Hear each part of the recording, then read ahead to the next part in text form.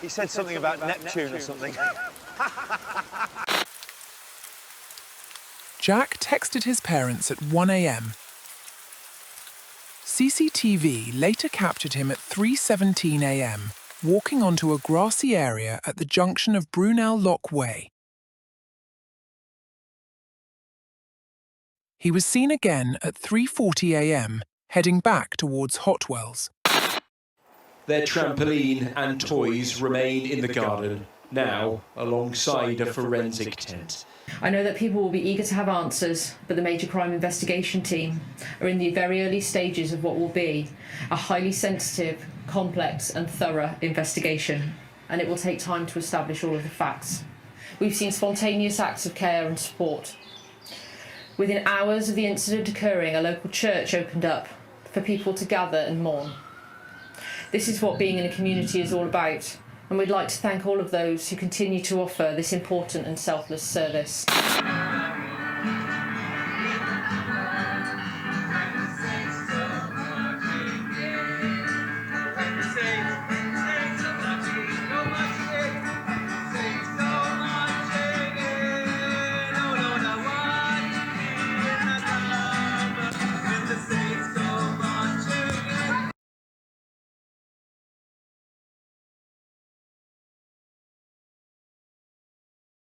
During the bloody years of the Protestant Reformation,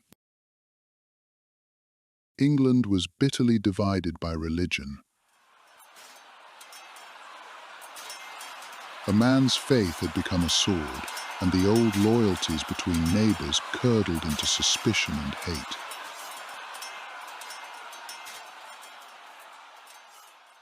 The fire was lit by a lone monk. His 95 Theses, challenges against the Roman Catholic Church, hammered like an accusation onto a church door. In a distant German land on the night of Halloween. But the spark soon became a wildfire. His words became a heresy that spread like the plague, leaving the Catholic Church scarred and reeling.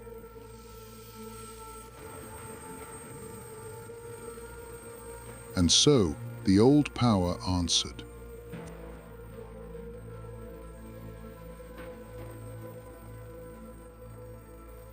From the furnace of the Counter-Reformation,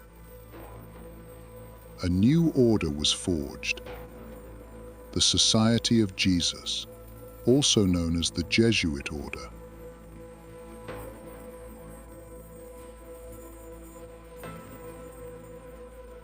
The very moment of their birth as a recognized power, the day the papacy in Rome gave them their official sanction, was the date, September 27th, a date that leaves exactly 95 days remaining in the year. The number 95 had thus become something of a calling card. These were no soft-handed priests. They were the Jesuits, the mailed fist of the Roman Catholic Church, an order of zealots created to hunt down this new faith and choke it in its cradle. And in time,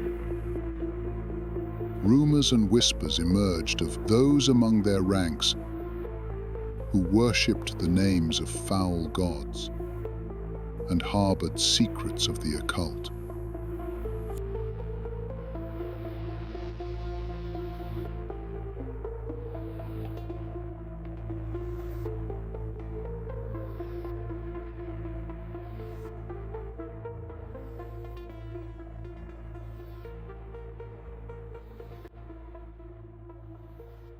But Bristol has a far older history.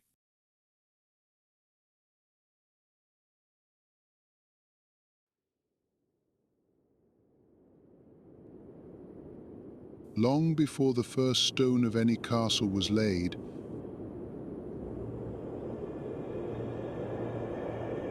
these lands were broken and tamed by the legions of the Roman Empire. For 4 centuries, their iron-shod sandals scarred this soil. They thrust their roads through the green hills, straight and unforgiving as a spear.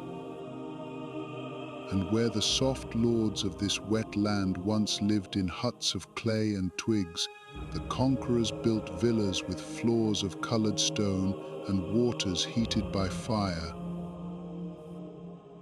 Their mark was deep and it was bloody.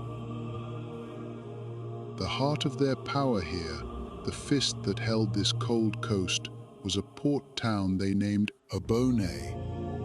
It was raised where the grey waters of the Avon met the embrace of the lesser Trim, a place of swirling currents and treacherous mud. What began as a grim fort of timber, born in the year 43 AD, soon grew into a thriving hub of commerce and coin. Its position was its strength. From its stone quays, a river of tribute flowed back to the heart of the empire. Grain from the fields, tin from the mines, slaves from the wars. Barges heavy with the wealth of this conquered land plied the Avon to feed the gilded city of Aquae Sulis, now known as the city of Bath. The name Abone meant simply river in the old tongue.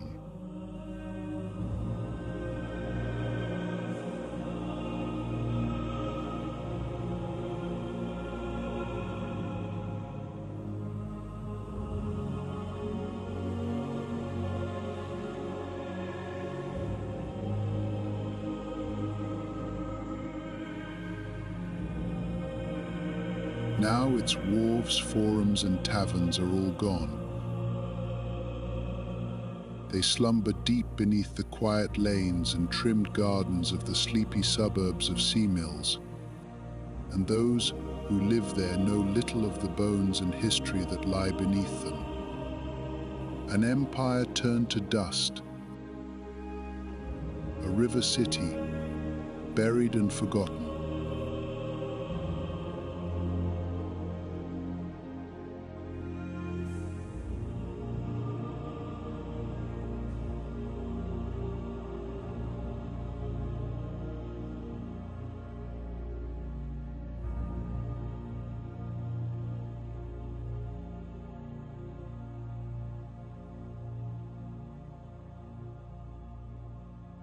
It began, as these things often do, with a whisper from the past, a hidden name etched into the city's foundation: Neptune. The thread led directly to the Sea Mills district,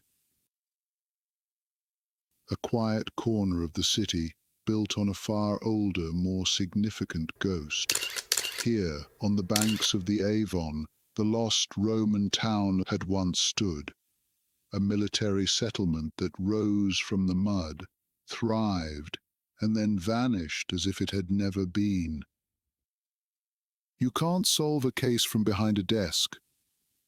So, on a quiet Monday afternoon, I took the train from Temple Meads, watching the city's familiar face peel away.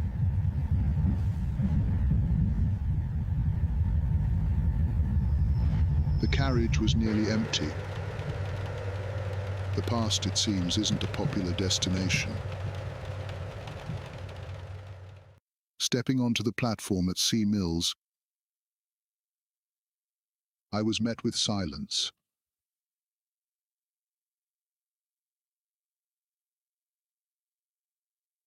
The rumble of the departing train faded until it was gone completely, leaving behind a quiet so profound it felt like a presence.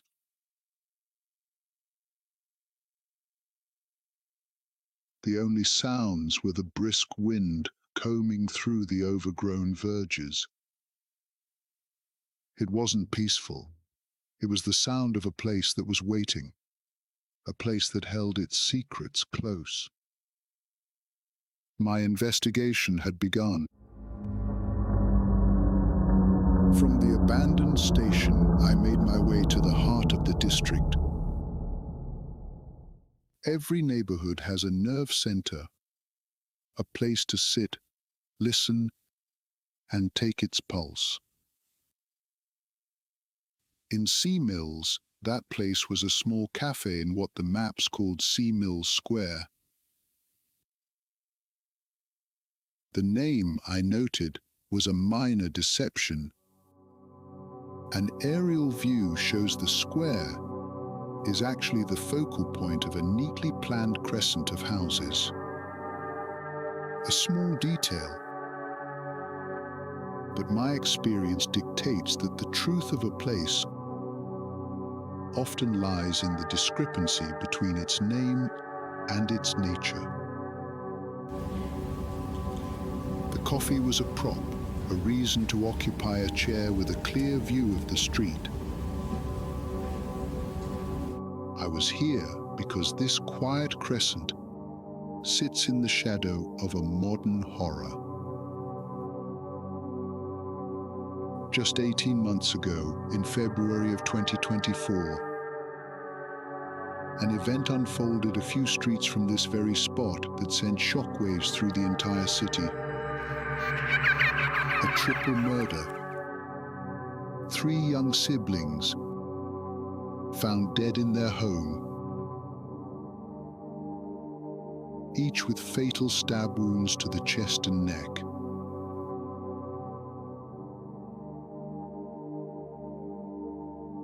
The official investigation had run its course, but the motive remained a ghost. And I had a growing suspicion that the ghosts of this place, both ancient and recent, were connected.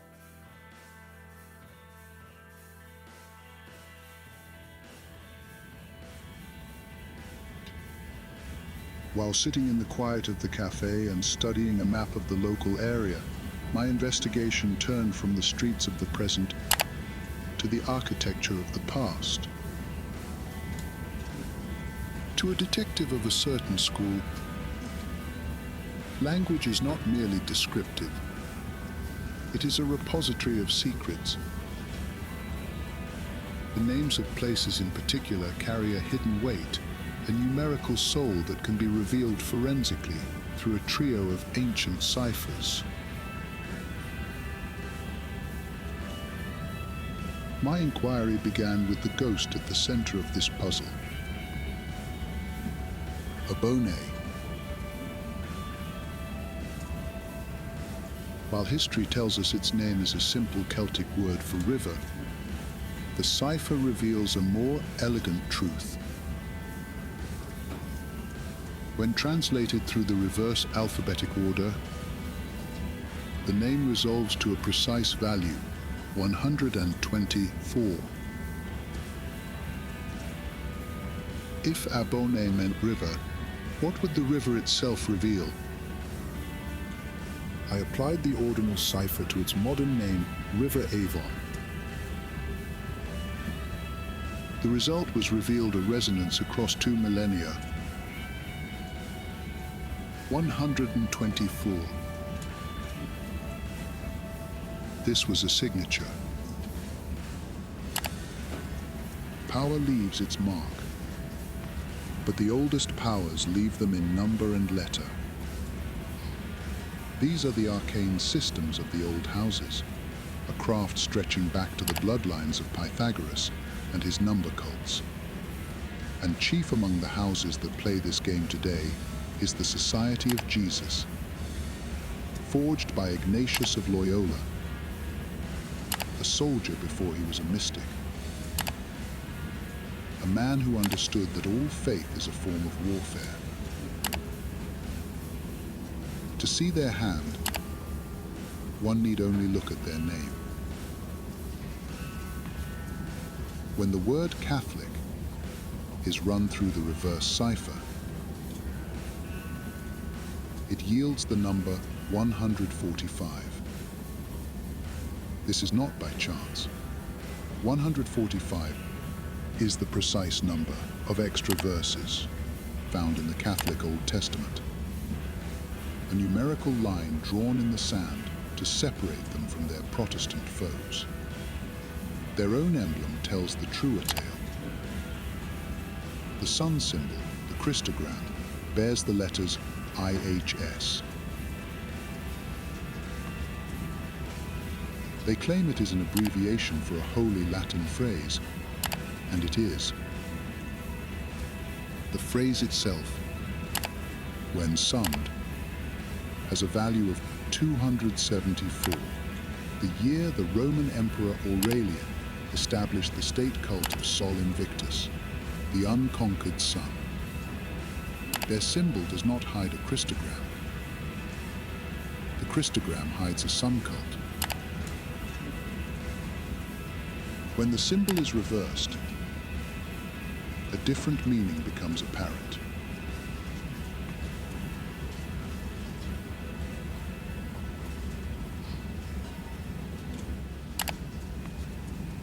This was not a mere historical curiosity. It was evidence of a hidden blueprint, a code humming beneath centuries of history.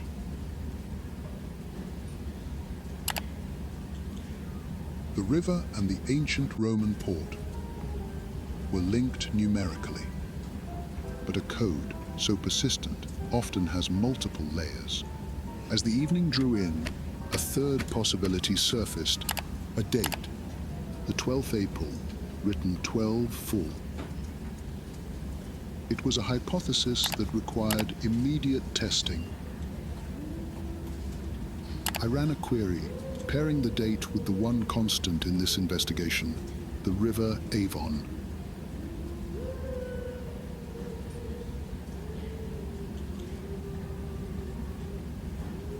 The digital archives returned a single chilling result. The article reported that a man had drowned in the river on that exact day, but the detail that locked the pieces into place was the location.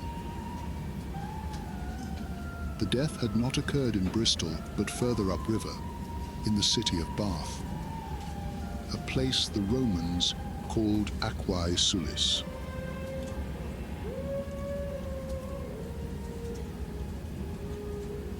The two Roman sites were linked by an ancient road and the timeless flow of the river. Now a modern tragedy had bound them together with the same numerical signature that haunted their shared history. The blueprint was no longer just an abstract curiosity. My initial work had exposed the number 124 as a prominent signature. But that was only the surface. Words are the fingerprints left on the scene of history, and these three alphanumeric ciphers are the forensic tools. The river's numerical profile is a triptych of identity.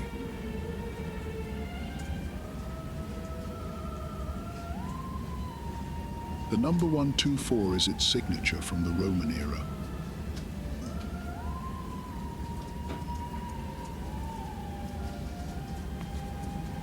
'52 serves as a recognition of an older, primal flood deity.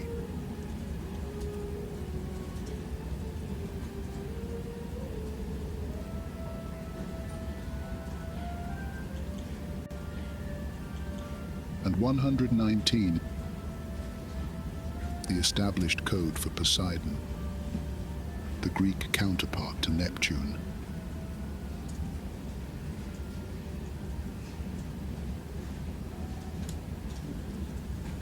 The circle was now complete. A code buried, waiting patiently through the centuries to be read. The death of sexual young children is a great shock to the whole community, and this incident has had a profound and deep impact on all of us in the police. I know people will be eager to have answers, but the major crime investigation team are in the very early stages of what will be a highly sensitive, complex and thorough investigation. Today, talk about that shock in the community. Have you witnessed some of that today? We see residents from all over the community gathering at the local Methodist church at various points today. It's just up the road from here. People from lots of different backgrounds have been there today here in Bristol. Some of those people have told us that they knew the children involved. It is believed that the boy involved went to Sea Mills Primary School. It's not far from here. Sea Mills Primary. It seemed like the logical destination.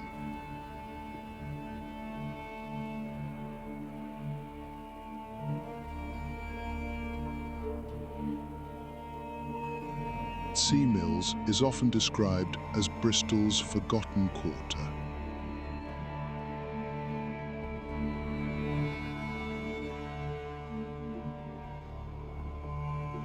Sea Mills is quite unknown and forgotten, I find. And in the quiet of the early evening, I could feel it.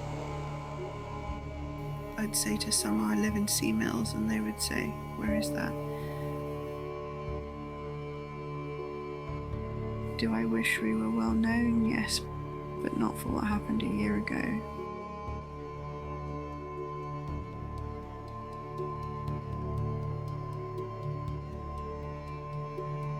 The suburbs, flanked by the dark expanse of the river on one side and deep woods on the other, formed a picturesque but isolated pocket of the city.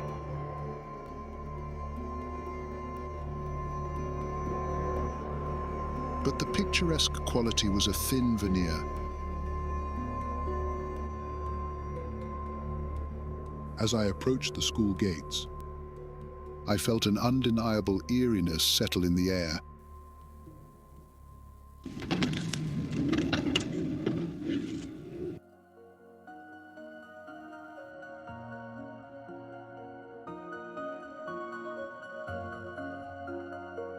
My eyes were drawn to a detail on the school's welcome sign, an emblem, a small, stylized ship. I took a moment to consider the geography. The school was perfectly placed between two roads, River Leas and Avon Leas, with the dark water of the Avon itself just a short distance beyond. To a casual observer, a ship is the most obvious symbol, a nod to the city's seafaring past. But previous investigations had conditioned me to look for the deeper currents beneath the surface. A ship is a tool, but it is also a tribute. It is a prayer against the chaos of the water, an icon that belongs wholly to the domain of a sea deity.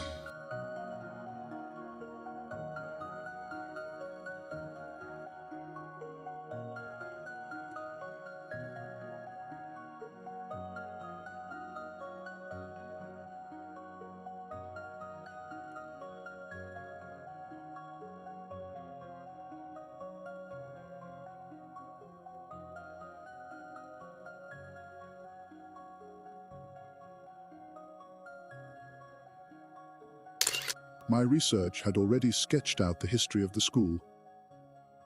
An institution like this, a permanent fixture of stone and brick, hadn't even existed in Sea Mills. The children of this growing suburb were taught in a temporary structure, a wooden hut which doubled as the Church of St. Edyth's. It was a placeholder against the tide of progress. Known locally as the Black Hut. The name felt fitting, echoing the gloom that seemed to cling to the very soil here. A permanent stone church was completed in 1928, followed by the school. The community had replaced its temporary wooden shelter with enduring stone. But the connection was never broken. Even now, in the light of the early evening, the school and the church stood side by side, their origins and purpose still deeply intertwined. This wasn't just an architectural footnote. It was a crucial detail. It demanded a closer look. I scanned the building, searching for a sign, a symbol etched in stone, anything that broke the pattern of traditional Anglican design. I found it in glass.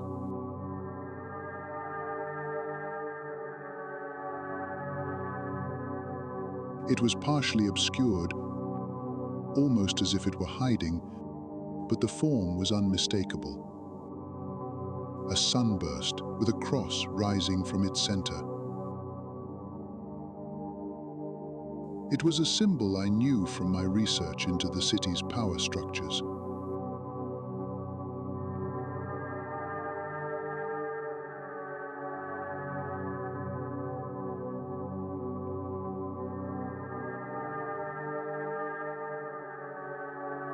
Its presence was the most profound contradiction. The emblem of the Catholic Church's militant order, residing within an Anglican church.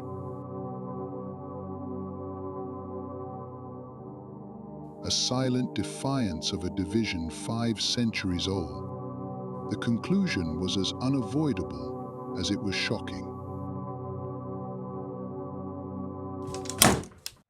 My gaze widened from the church itself to the junction where it stood. It was not a simple crossroads, but a nexus where 5 roads converged, a curious star-shaped design aptly called the Pentagon. And at its heart stood another, more subtle piece of the puzzle. A pillar box. It was a common cast-iron model from the 1950s. But as I drew closer, I noticed a glaring omission. Every pillar box from that period is stamped with the royal cipher of the reigning monarch. This one was blank. My research had touched on these anomalies. They were cast by Catholic Scotsmen who, in a quiet act of rebellion, refused to place the insignia of a monarch they did not recognize on their work.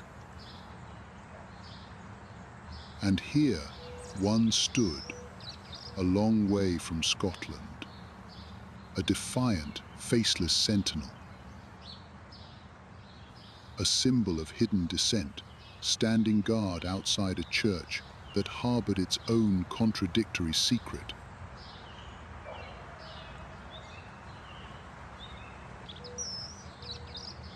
Writing the name of the church in its non-abbreviated form, using the forward and reverse ciphers, betrayed its secrets further still.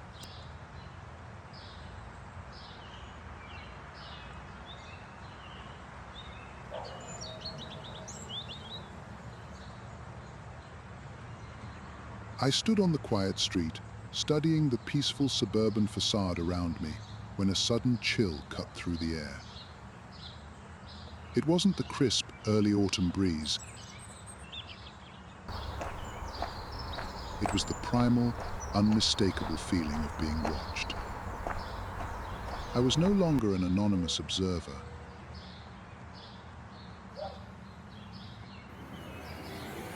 My inquiries had clearly disturbed something. I needed to retrace my steps, to return to the beginning. A glance at the map confirmed my route. Following the road from St. Edyth's, a street that shared the church's deceptive name, would lead me in a direct loop back to the investigation's ground zero, Sea Mills Square. I found myself at the foot of a tree that stood as the square's silent centerpiece, Addison's Oak, a local landmark. My case file, with its collection of press clippings, had already painted the picture for me. This was the exact spot where the community had mourned. In the days following the murders, hundreds of residents had gathered here under these same branches. They stood in solemn, silent assembly, their faces illuminated by the flickering light of countless candles, trying to make sense of an unbearable tragedy.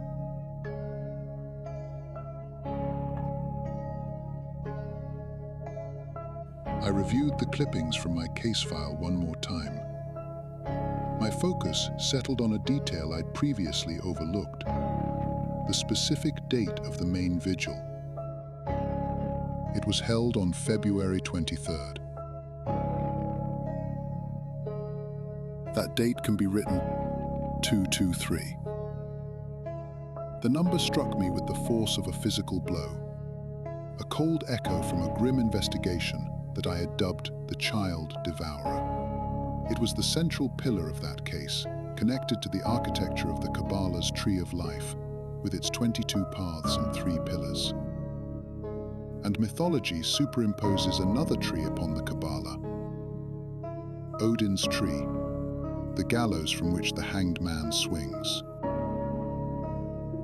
The hanged man, the ultimate archetype of sacrifice. My gaze followed the theoretical line from the oak's highest branches, the gallows of Odin's tree, down to the earth at its base.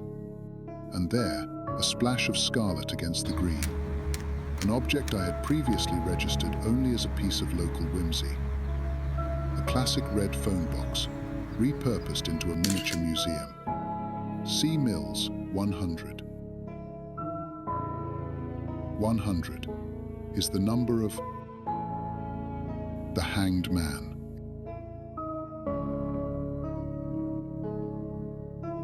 It was a horrifying confluence of symbols, all converging right here in the unassuming quiet of suburbia. The specific date chosen for the vigil, the deep mythological significance of the tree, and the tiny museum at its roots, with its coded name and sacrificial icons, all testified to the same chilling truth. It was a ritual. This is how the occult operates. Through a layered, abstract, and deeply symbolic confession, hidden in plain sight.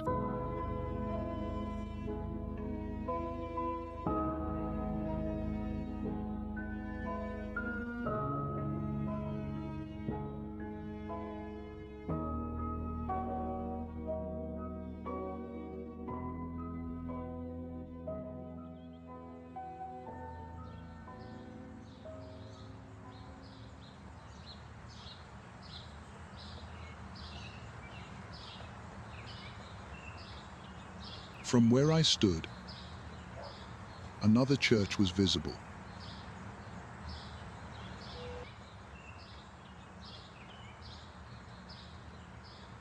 It was C. Mills Methodist Church,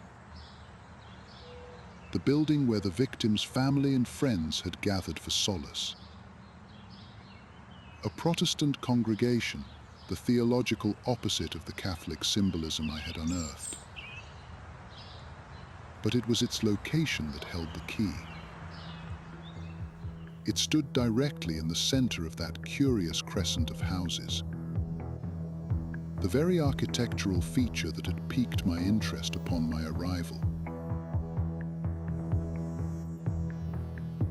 As I stared, connecting the two churches in my mind, the truth of the landscape revealed itself. It was never a crescent. It was a sun.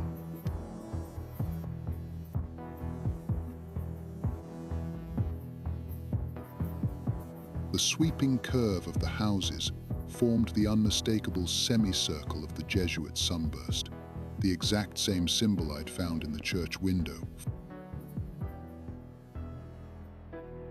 And the Methodist church, the Protestant church, had been placed in the precise location to form the cross rising from its center. The breathtaking arrogance of the design was a masterstroke of symbolic dominance. To confirm the solar theme, the two main roads radiating from this hub were named West and East Parade. The rising and the setting of the sun. The entire heart of this quiet suburb was a temple, a grand architectural hymn built from the very streets and homes of the unsuspecting.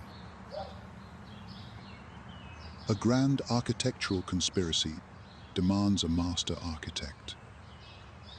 And, sifting through Bristol's civic archives, I found him.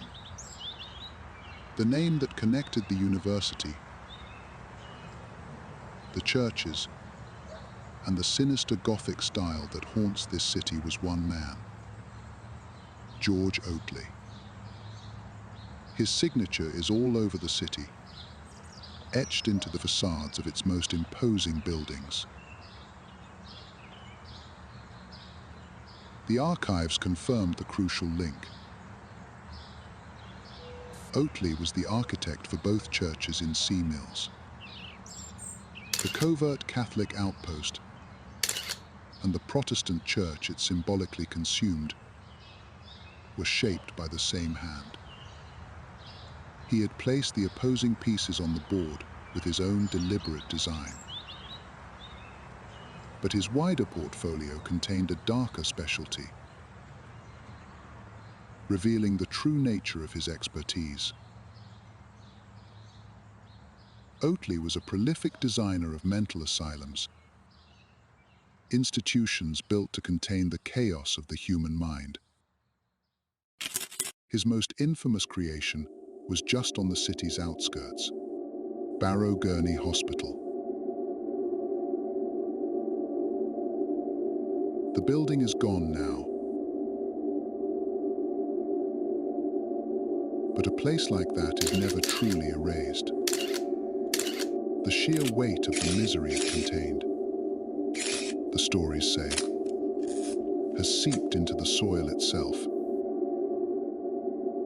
leaving a permanent stain on the land. I was beginning to understand Oatley's work. He didn't just build structures of stone and glass. He engineered containers for human despair.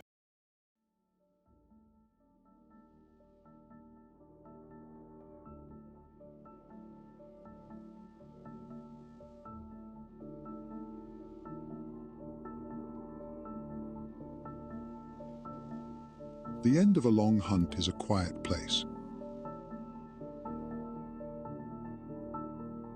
I stand on the street where the blood was shed on this cool September evening, and the silence that greets me is not peaceful. It is a vacuum, the held breath of a crime scene that never exhaled. Above, the setting sun hemorrhages across the horizon, staining the clouds a deep, visceral crimson, a fresh wound in the sky that mirrors the old wound on the earth below. I anchor myself in the cold calculus of the investigation, cross-referencing the archived crime scene photos with an aerial survey.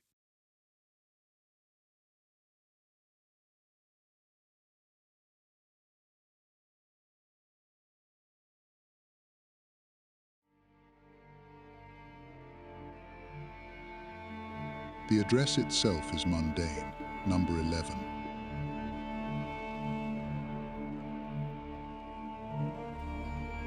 But it is from that sterile, God's eye view that the true horror of the design becomes apparent. The precise numbering of the lots. They form a cipher written in asphalt and brick. The number 119, the established signature of the sea god, branded upon the land itself. The murders took place on Sunday, February 18th, 2024. On that specific day, the celestial clockwork shifted. The sun, a day ahead of all predictions, slipped into the sign of the twin fish, the sign of Pisces, the astrological domain of the Roman sea god, Neptune.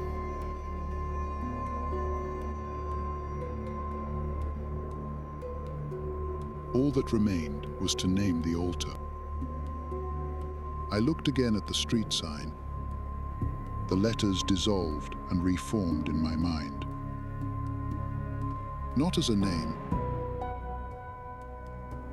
but as a cipher. And in the stark quiet, the final lock turned. The location itself, a perfect anagram of Neptune.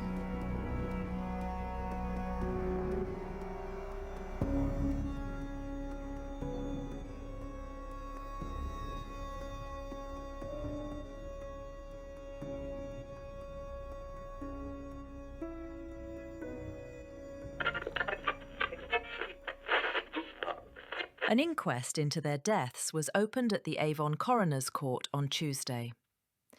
The court heard that the 3 children had died of knife wounds to their chests and necks. Fares also showed possible signs of asphyxia. The coroner, Dr. Peter Harrowing, adjourned the inquest while detectives continued their investigation. Because there are ongoing police investigations, I will adjourn the inquest pending the outcome, he said.